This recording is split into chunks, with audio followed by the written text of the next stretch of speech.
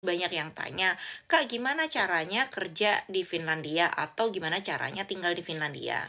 Jadi kalau kalian pengen tinggal di Finlandia, mungkin ada beberapa jalan. Yang pertama mungkin kerja di Finlandia dengan visa legal ya, visa kerja. Ada juga yang bisa kuliah atau sekolah di Finlandia. Ada juga yang mungkin karena pernikahan seperti aku ini. Nah, untuk yang pertama, kerja itu kalian misalnya di Indonesia sudah punya keahlian, misalnya kerja kantoran di bidang IT, kalian bisa melamar lewat LinkedIn atau lewat internet gitu, karena di situ juga pastinya perusahaan yang menerima karyawan internasional biasanya mereka itu juga nge-share lowongan itu dalam bahasa Inggris. Jadi mungkin ada kesempatan untuk orang Indonesia kerja di sini sesuai dengan profesinya. Terus, nah, apa namanya? Kalau untuk yang setahu aku ya, kalau untuk yang apa tenaga kerja semacam buruh migran itu selama ini belum ada kerjasamanya yang aku tahu ya. Nah, tapi di sini ada TKI yang aslinya kerja di Polandia tapi mengikuti agen di Finlandia yang mengirim tenaga kerja ke sini gitu. Jadi mungkin istilahnya jadi tenaga kerja Polandia ya teman-teman ya, karena bukan dari lembaga yang untuk menyalurkan tenaga kerja ke luar negeri dari Indonesia. Nah, salah satunya misalnya ada yang pernah bilang di pabrik pemotongan ayam di Turku. Tapi itu visanya semacam seasonal atau musiman gitu. Jadi setelah selesai kontraknya biasanya harus kembali ke Polandia. Aku belum tahu bisa jadi batu loncatan atau enggak. Soalnya dulu pernah ada yang bilang kalau dia mau direkrut jadi permanen tapi ternyata dia balik lagi ke Polandia. Yang seperti itu yang aku tahu ya. Mungkin teman-teman bisa mengoreksi kalau ada yang salah ya.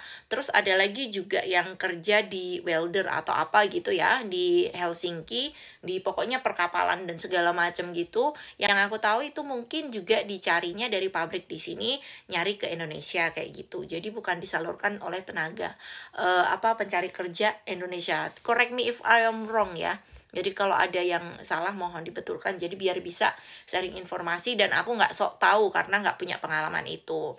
Ada juga misalnya kalau kalian yang di bidang IT itu bisa nyari dari internet juga kayak gitu ya. Terus ada lagi mungkin yang kerja di sini ini karena menikah dengan orang sini biasanya kita itu dapat semacam kursus dari pemerintah sini. Jadi itu ada nama istilahnya aku dulu integration plan. Itu kita dikasih sekitar waktu 3 tahun untuk berintegrasi atau beradaptasi gitu. Jadi pemerintah memberikan kursus-kursus bahasa Finlandia secara gratis untuk kita imigran seperti ini. Baik itu imigran yang karena pernikahan seperti aku, yang pencari suaka, atau juga pengungsi-pengungsi. Jadi kita diberi kayak bekal untuk mempelajari bahasa Finlandia dan mendapat tunjangan. Jadi kita nggak akan kayak kelaparan atau kedinginan atau nggak punya tempat tinggal gitu ya. Apalagi yang biasanya nggak ada tempat tinggal gitu, yang pengungsi itu biasanya juga bisa dapat semacam tunjangan kontrakan ya teman-teman. Jadi kita nggak akan jadi tunawisma di Finlandia karena ya semacam dipelihara oleh negara gitu. Nah itu jadi kita harus zamanku dulu ya, kita harus apply untuk mengikuti pelatihan ini sebelum kita tinggal di Finland 3 tahun. Jadi kalau setengah 3 tahun, aku kurang tahu gimana prosesnya, tapi setauku nggak bisa. Dari yang kursus bahasa itu biasanya bisa dilanjutkan untuk kursus pelatihan ke bidang-bidang tertentu. Kayak misalnya aku ini dulu ngambil namanya Lahi Hoitaya, jadi kayak nursing gitu. Tapi bukan nursing yang di hospital ya teman-teman, itu beda.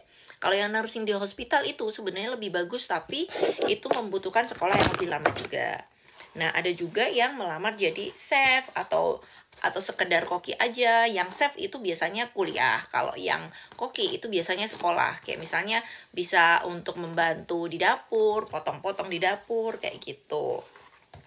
Terus apalagi ada juga yang kuliah di Finland. Jadi kalau kuliah itu mungkin kalian yang gemar menempuh pendidikan sampai tinggi.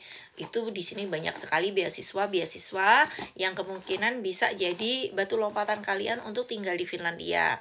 Karena biasanya kalau kita dapat beasiswa itu biasanya kita bisa bawa keluarga.